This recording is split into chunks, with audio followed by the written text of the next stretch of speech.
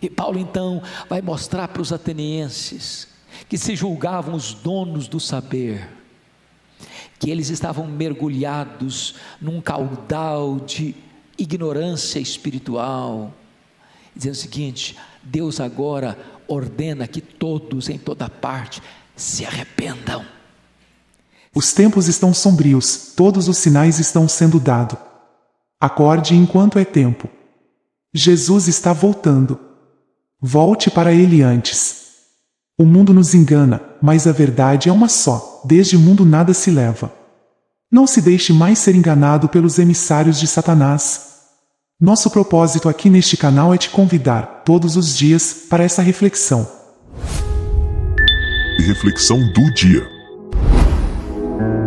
Evangelho de Mateus 11, 16. E naquele tempo, Jesus disse: com quem vou comparar esta geração? É parecida com crianças sentadas nas praças, gritando umas para as outras: tocamos flauta para vós, e não dançastes. Entoamos cantos de luto e não chorastes. Veio João, que não come nem bebe, e dizem: tem um demônio.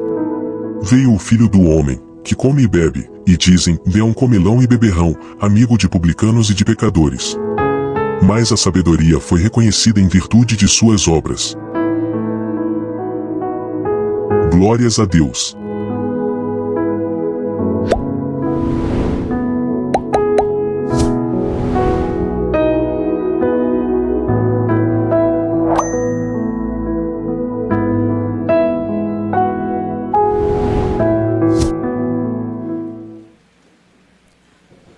Irmãos queridos, nós vamos abrir a palavra de Deus no livro de Atos dos Apóstolos, capítulo 17.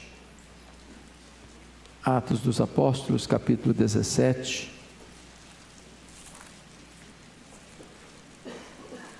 E faremos a leitura a partir do verso 16.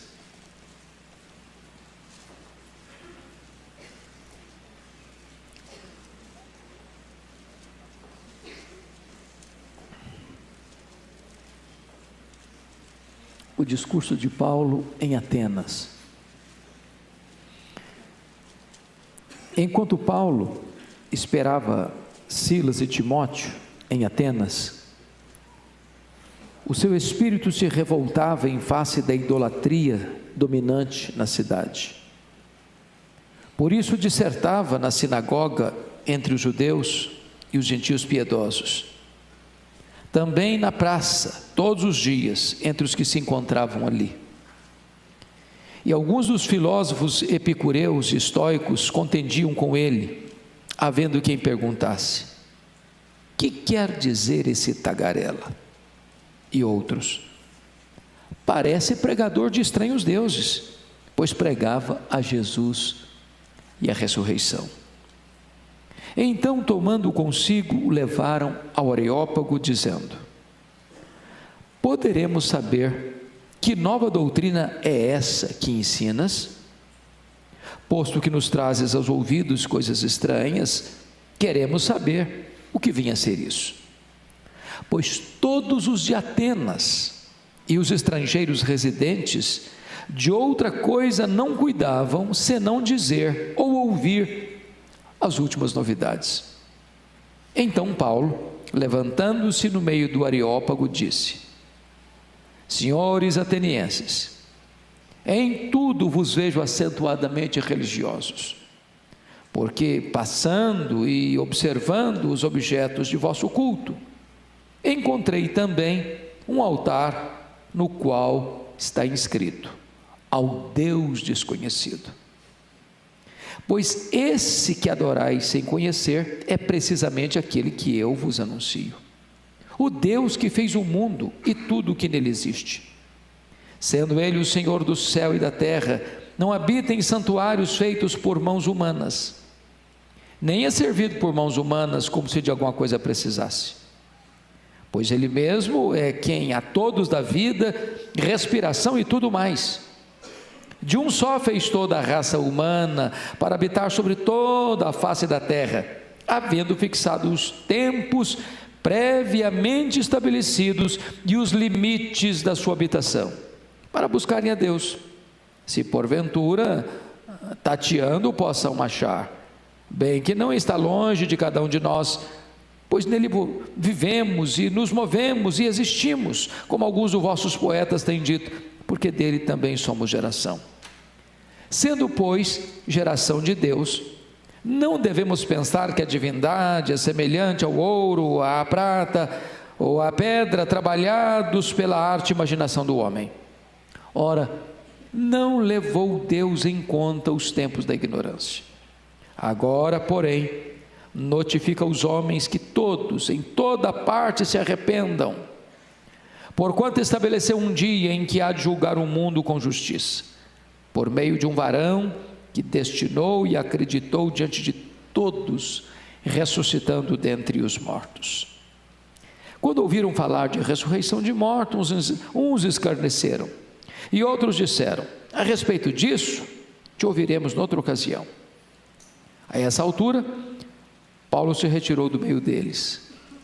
Houve, porém, alguns homens que se agregaram a ele e creram. Entre eles estava Dionísio, o Areopagita, uma mulher chamada Dâmaris, e com eles outros mais. Amém.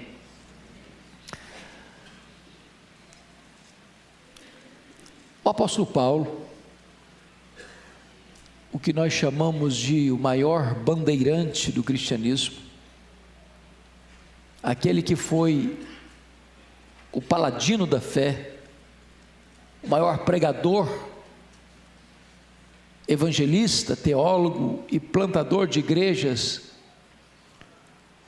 da história do cristianismo, depois de ser preso em Filipos, escorraçado de Tessalônica, enxotado de Bereia, chega sozinho, deixando para trás Timóteo e Silas na cidade de Atenas, a capital intelectual do mundo, a cidade aspergida pela mais refinada cultura humana, o berço da filosofia e das artes, a terra dos grandes luminares do saber humano, dos grandes eruditos que encheram bibliotecas com a sua erudição, a terra de Péricles, de Sócrates, de Platão, de Aristóteles, dos grandes pensadores humanos.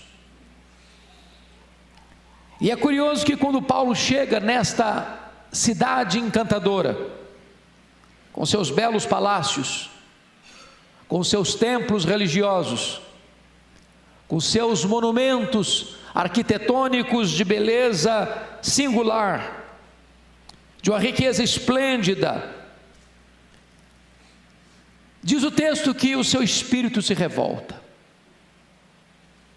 Ele não se encanta com os monumentos, ele não visita a cidade como um turista desatento, a sua alma como que é oprimida pelo espírito da falsidade religiosa que campeava naquele reduto tão intelectualizado. E diz a Bíblia que em virtude disso, ele vai para a sinagoga onde os judeus e os piedosos, oriundos do campo gentílico, convertidos ao judaísmo, se reuniam, e ali ele conversa com eles, ali ele disserta acerca da palavra de Deus com eles. Isso é fazer os sábados, porque no sábado é que eles se reuniam nas sinagogas. Porém, Paulo não era um pregador entre quatro paredes. Paulo era um homem que estava onde as pessoas estavam. Por isso diz o texto que todos os dias, sem exceção, ele ia para a ágora, ele ia para a praça. E a praça dos gregos, chamado ágora, não era uma praça como a nossa hoje, com jardins, com bancos. Não, a praça era o cenário político mais importante dos gregos. A praça era o local onde os pensadores, os oradores, os grandes estudiosos, iluminários do saber se reuniam para discutir sua cosmovisão com as pessoas. E Paulo vai para lá. E Paulo se insere neste meio acadêmico. E não tarda para que alguns filósofos estoicos e epicureus comecem a discutir com ele, a contender com ele. E esses homens, cheios de empáfia e de orgulho, pela sua cultura refinada, pelo seu muito saber, olham para Paulo com preconceito e o chamam de tagarela. Essa palavra tagarela é uma palavra muito pesada. A palavra grega spermologos é a ideia de um passarinho que está no esgoto, catando sementes. Ou, esta palavra significa aquele que não tem ideias próprias, aquele que fica jogando palavras que não são suas, porque não tem ainda a independência para formar a sua própria opinião sobre determinado assunto. E diz a Escritura que diante desse fato, Paulo chama de tal forma a atenção de Atenas, que era uma grande metrópole na época, que os atenienses e os estrangeiros residentes em Atenas, de outra coisa não cuidavam senão falar das últimas novidades, do que Paulo estava pregando, porque ele pregava a Jesus e a ressurreição. Então, mesmo numa cultura politeísta, com tantos deuses, para eles Paulo estava pregando outras duas divindades que eles não conheciam, Jesus e a ressurreição, como se fosse uma divindade masculina e uma divindade feminina. E então levam Paulo ao tribunal dos judeus, ao tribunal dos gregos, o Areópago. Era mais do que um espaço físico, era mais do que uma geografia da cidade, era o local onde as grandes questões eram tratadas pelas autoridades constituídas daquela cidade. Paulo é levado ali para ser interrogado, para ser interpelado. E quando ele chega naquele seleto ambiente, Paulo é extremamente estratégico, porque seu espírito estava revoltado por causa da idolatria, mas ele abre um dos mais sublimes discursos registrados na Bíblia, de uma maneira extremamente sensível, estratégica e sábia. E ele dirige-se assim: senhores atenienses, em tudo eu vos vejo acentuadamente religiosos. Imaginem vocês se Paulo tivesse se dirigido assim: senhores atenienses, tão sábios que são, mas mergulhados num caudal de idolatria. Talvez ele poderia ter fechado a porta da comunicação. E ele dizendo: passando por Atenas e observando os objetos do vosso culto. Paulo não é um turista, ele passa e não apenas vê, ele passa e observa. Às vezes nós andamos pela cidade, irmãos, e nós olhamos, e nós tiramos fotos, e nós observamos a beleza dos monumentos, mas nós não observamos o que está por trás dos monumentos, o que está por trás da cultura, o que está por trás da religiosidade de um povo. Ele diz: eu vi um altar dedicado ao Deus desconhecido. Por que isso? Porque dentro da cultura grega havia tantos deuses, que para cada pórtico, para cada templo, para cada monumento, havia uma divindade. E dentro da crendice politeísta deles, eles pensavam: as divindades que nós servimos sem conhecer são iracundas, são vingativas, e toda divindade precisa ter um altar. Mas eles pensavam: e se porventura nós tivermos esquecido alguma divindade, se erigirmos aqui algum altar, essa divindade vai nos punir.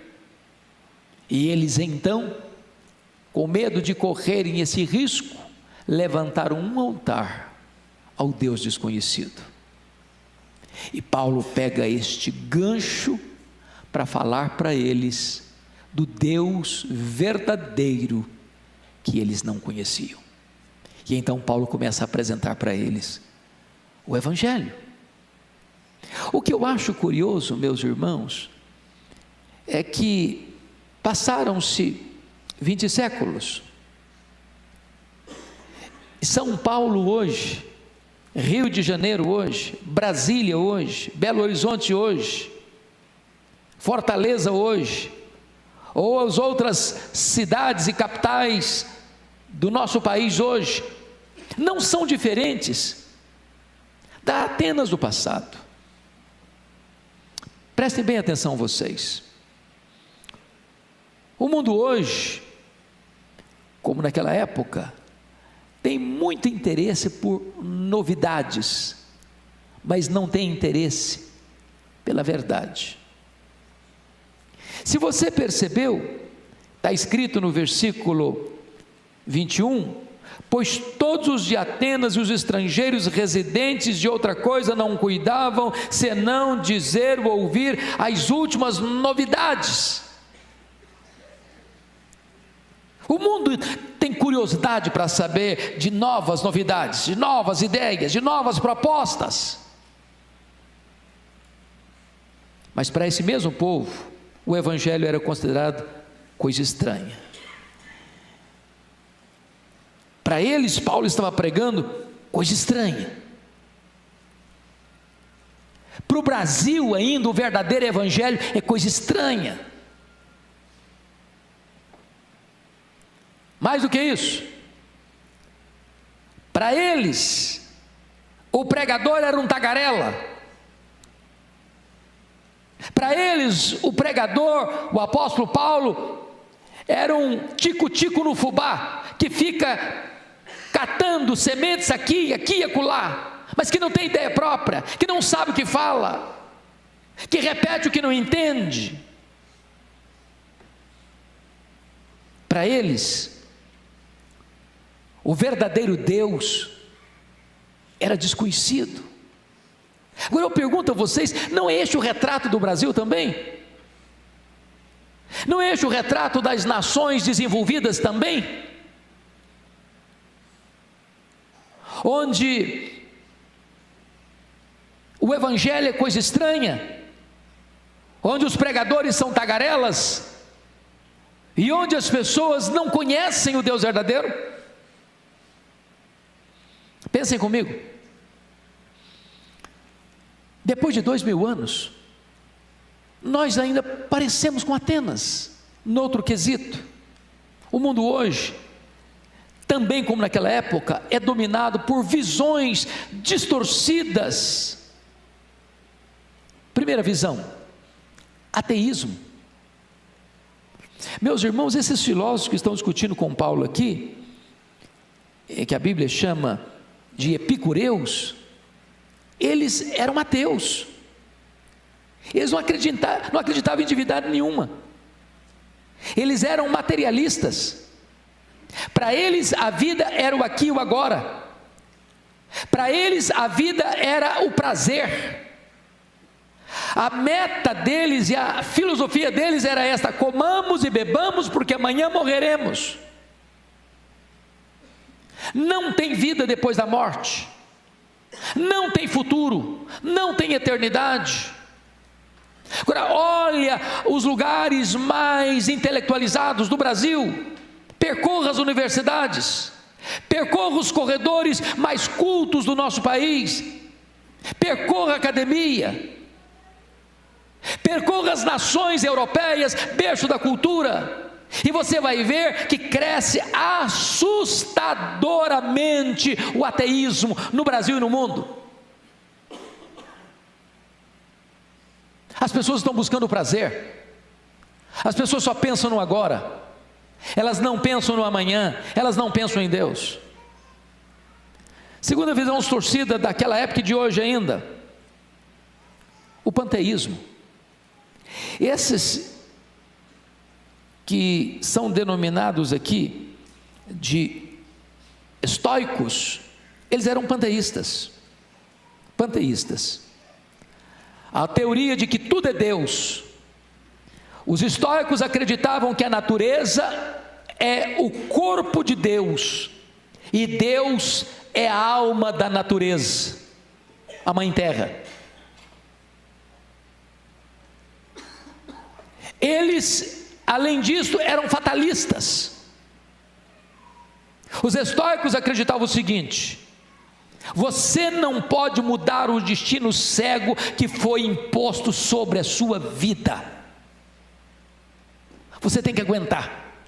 É por isso que até hoje você está acostumado com a frase: o fulano de tal sofre como um estoico. Ele trinca os dentes e aguenta.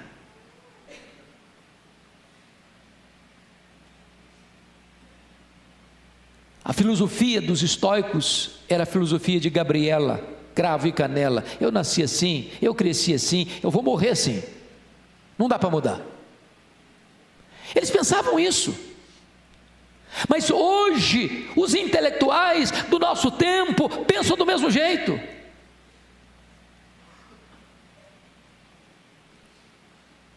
Pense comigo, como lá ainda hoje, eles eram politeístas.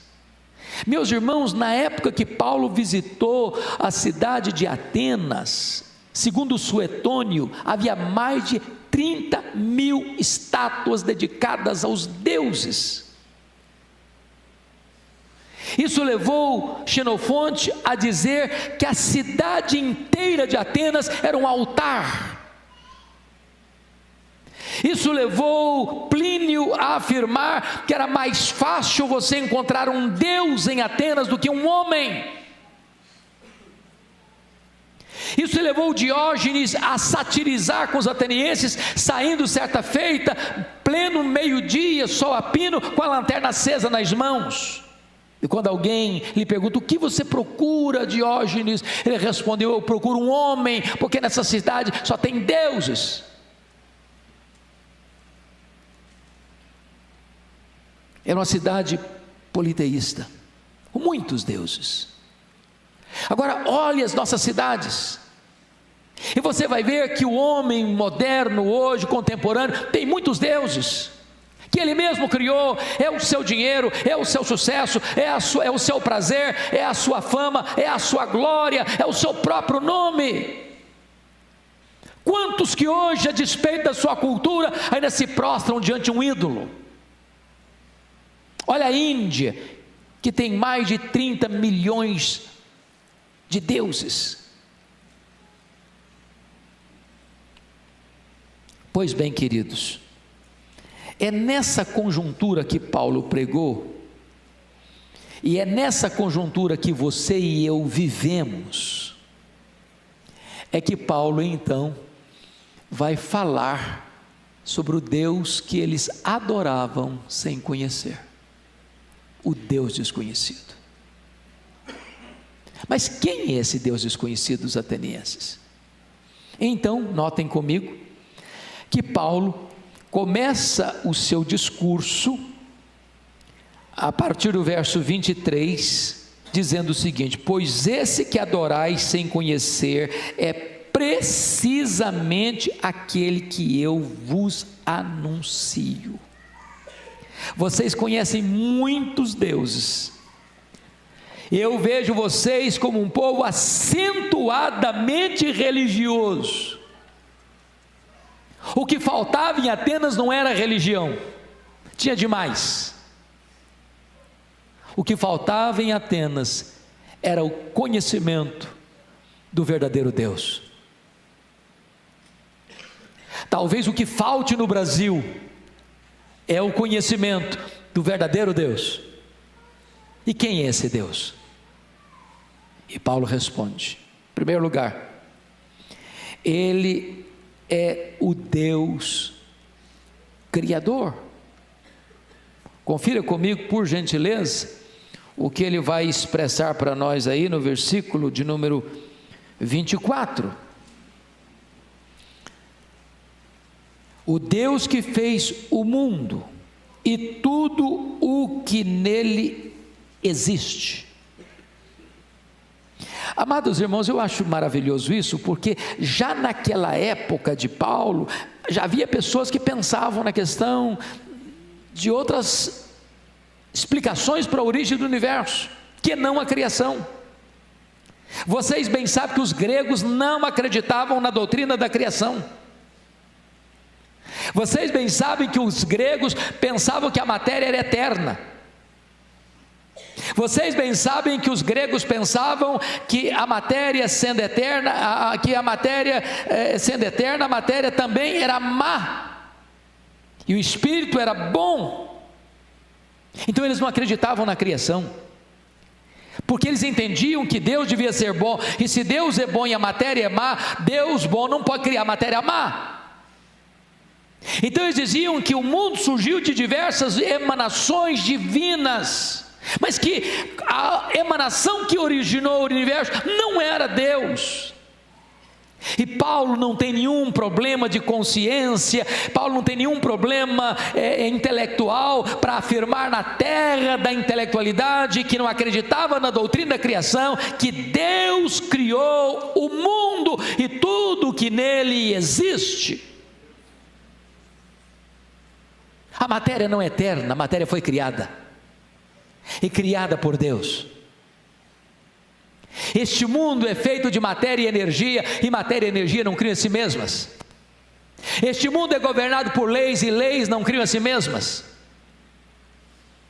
Paulo está dizendo em Atenas que este mundo não surge espontaneamente, este mundo foi criado. Paulo está dizendo em Atenas que este mundo não é resultado de uma evolução de milhões e milhões de anos, esse mundo foi criado. Paulo está dizendo que este mundo não é fruto de uma explosão cósmica, este mundo foi criado, tudo foi criado por Deus. Esta é uma verdade estranha para o mundo hoje. Quando você prega sobre isso, eles vão chamar você de tagarela. Mas seja Deus verdadeiro e mentiroso todo homem.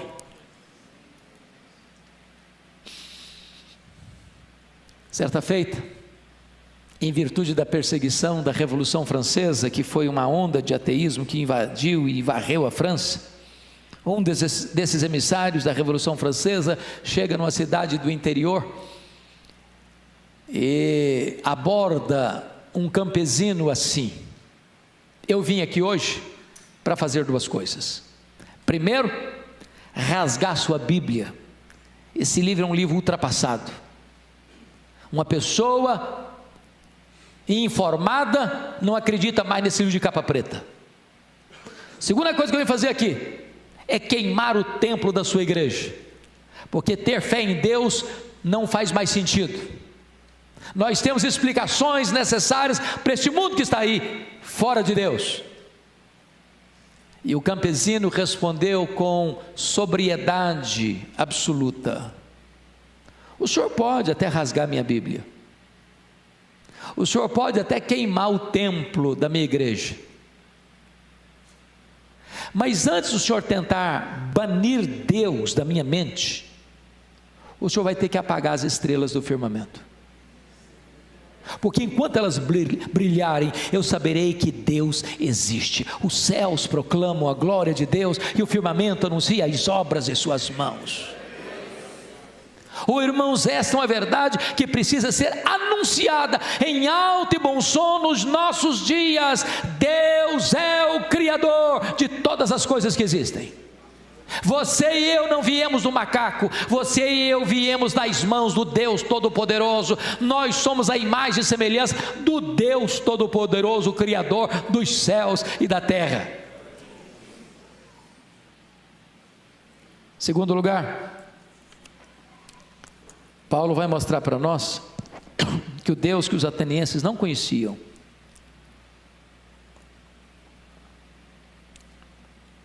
é o Deus da providência. Confira comigo o que Paulo vai afirmar no versículo 25, na parte B. Pois Ele mesmo é a quem a todos dá vida, respiração e tudo mais. Agora confira o verso 28. Pois nele vivemos, e nos movemos, e existimos. Esse Deus não só criou tudo, mas mantém tudo com vida. Ele não só é o Criador, Ele é o preservador. Ele não é só o Deus da criação, Ele é também o Deus da providência. Se você veio aqui hoje, isso é uma prova de que Deus existe. Se você está aqui nesta noite, isso é uma evidência absoluta de que Ele existe, porque é Ele quem mantém a sua respiração, é Ele quem mantém o seu cérebro funcionando, é Ele quem mantém o seu coração batendo, é Ele quem mantém você com oxigênio em seus pulmões, é Ele quem lhe dá a vida. E sabe, amados, às vezes pelo corre-corre da vida, pela falta de reflexão devida no nosso coração, a gente pode passar pela vida achando essas coisas tão naturais, a ponto de você levantar-se de manhã e abrir a janela do seu quarto e a luz entrar, e você nem reconhecer que se você está vivo é porque Deus lhe preserva a vida. Se você tem pão sobre a sua mesa, não é porque você tem dinheiro, porque de nada adiantaria você ter dinheiro se os campos não produzissem alimento. É Deus quem sustenta.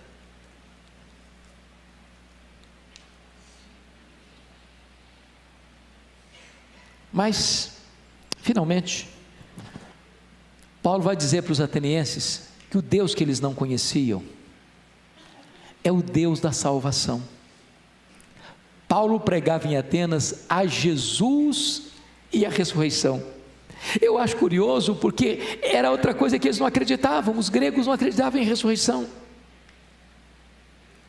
Para um grego, quando alguém morria, era como libertar a alma da prisão do corpo. Para um grego, ressurreição, voltar a alma para o corpo, era um retrocesso. Paulo se dirige aos epicureus que achavam comamos e bebamos porque amanhã morreremos e não tem mais nada. Ele está dizendo, tem sim, tem ressurreição, tem sim, tem juízo final, tem sim, tem acerto de contas com Deus. E Paulo então vai mostrar para os atenienses, que se julgavam os donos do saber, que eles estavam mergulhados num caudal de ignorância espiritual, dizendo o seguinte: Deus agora ordena que todos em toda parte se arrependam, se arrependam. E o que é arrependimento? Arrependimento tem 3 elementos fundamentais e nós precisamos entender isso. A palavra metanoia significa mudar de mente. Segundo, sentir tristeza segundo Deus. Terceiro, dar meia volta. Você está caminhando para cá, você agora caminha para cá. Você vira as costas para o pecado e se volta para Deus. Se não houver a convergência desses 3 elementos, razão, emoção e volição ou vontade, não teve arrependimento. Eu ilustro. Pensem comigo na diferença entre Judas Iscariotes e Pedro. Judas traiu, Pedro negou. Judas conseguiu dar 2 passos dos elementos do arrependimento. Ele reconheceu que estava errado, declarou que estava errado, trair sangue inocente. Ele sentiu tristeza, ele devolveu o dinheiro, ele não quis saber daquele dinheiro mais. mas ele não completou o ciclo do arrependimento, ele não deu o último passo do arrependimento, que é voltar-se para Deus. O resultado foi o suicídio. Isso é remorso. Pedro reconheceu o seu erro, sentiu tristeza pelo seu erro, mas ele voltou-se para Jesus. Ele fechou o ciclo do arrependimento, foi perdoado e foi restaurado. Talvez você pergunte, mas de que devo me arrepender? Não apenas daquilo que você faz, mas de quem você é. A Bíblia diz que todos pecaram e destituídos estão da glória de Deus. O melhor de nós aqui, com as suas justiças mais belas aos olhos dos homens, não consegue, o melhor de nós não consegue o favor de Deus pelos seus próprios méritos, porque as nossas justiças não passam de trapos de imundícia aos olhos dele. É preciso que você se arrependa. A grande manchete do Evangelho é: arrependei-vos. Esta foi a mensagem dos profetas, esta foi a mensagem de João Batista, esta foi a mensagem de Cristo, esta foi a mensagem dos apóstolos, esta é a mensagem da igreja: arrependei-vos. Mas por que arrepender-se? Porque o texto diz: porque haverá um dia de juízo. Esse dia já está determinado, o juiz já está escalado, e todos nós vamos ter que comparecer lá. E a não ser que você se volte para Cristo e creia nele, não haverá a mínima chance ou a menor esperança de você ser perdoado e salvo.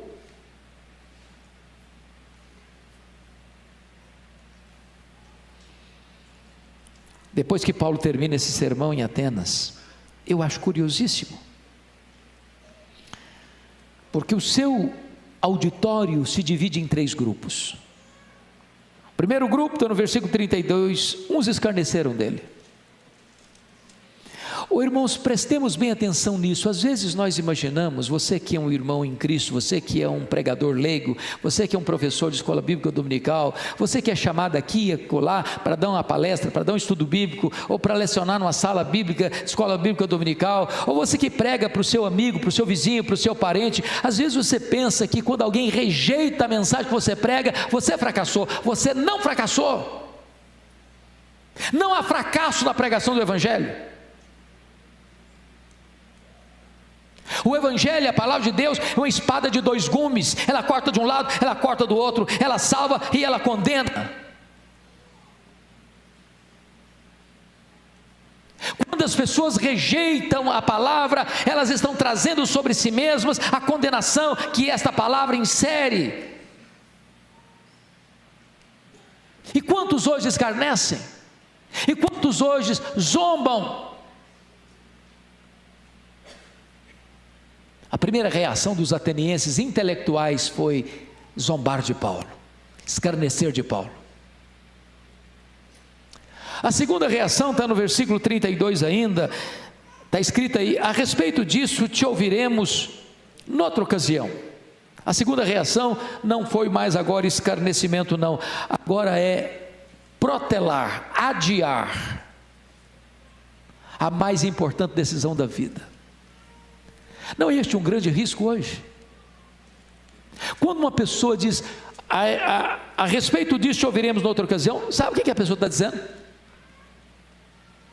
O meu futuro está nas minhas mãos, eu que controlo isso.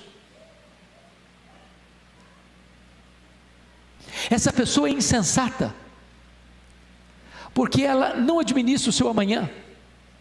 Nenhum de nós pode ter garantia de que estará vivo amanhã, por mais saudável, por melhor que seja a sua posição social. Isso é presunção. É por isso que Tiago diz: você nunca deve dizer o seguinte: amanhã nós iremos, amanhã nós viajaremos, amanhã nós negociaremos, amanhã nós teremos lucro. Se Deus quiser, você viaja. Se Deus quiser, você vai. Se Deus quiser, você negocia. Se Deus quiser, você ganha dinheiro. Se Deus quiser, você realiza seus projetos. Mas se Deus quiser, se Ele não quiser, Ele fecha a torneira do oxigênio e você cai morto. Sua vida está nas mãos de Deus. Mas louvado seja o Senhor. Confira comigo o versículo 34. Houve uma última reação. Está escrito no verso 34: houve, porém, alguns homens que se agregaram a ele e creram. Louvado seja Deus.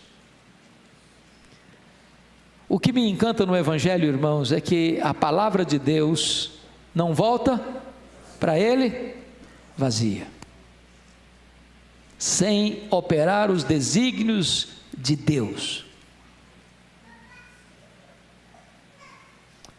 Então não se acanhe de pregar o Evangelho. Deus tem os seus, e a Bíblia diz que as ovelhas de Cristo ouvem a sua voz e o seguem.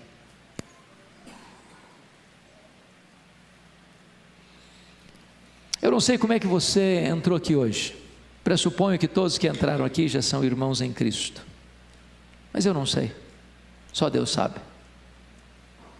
Só Deus sonda os corações. Se você entrou aqui hoje apenas como um religioso, se você entrou aqui hoje e ainda não se arrependeu dos seus pecados, se você entrou aqui hoje e não está preparado para ter um encontro com Cristo diante do seu grande tribunal para dar conta da sua vida, eu quero convidar você hoje para vir a Jesus, para confiar nele, para ser perdoado por ele, para receber dele a vida eterna. Não é sábio deixar isso para amanhã. Os atenienses pensaram que teriam outra ocasião. Eu não sei se aquelas pessoas tiveram outra ocasião. Eu não sei se você terá outra ocasião. Por isso, hoje é o dia da salvação. Meus amigos e irmãos, as coisas mundanas às vezes nos faz sentir que estamos vivendo um mundo de felicidades. Não nos deixam enxergar a realidade e ainda nos mantém na escuridão. É preciso que alguém nos chame a atenção dessas coisas, que nos faça acordar para a verdadeira vida, vida essa, com Jesus. O momento de despertar é agora. Pare agora, e pense nisso.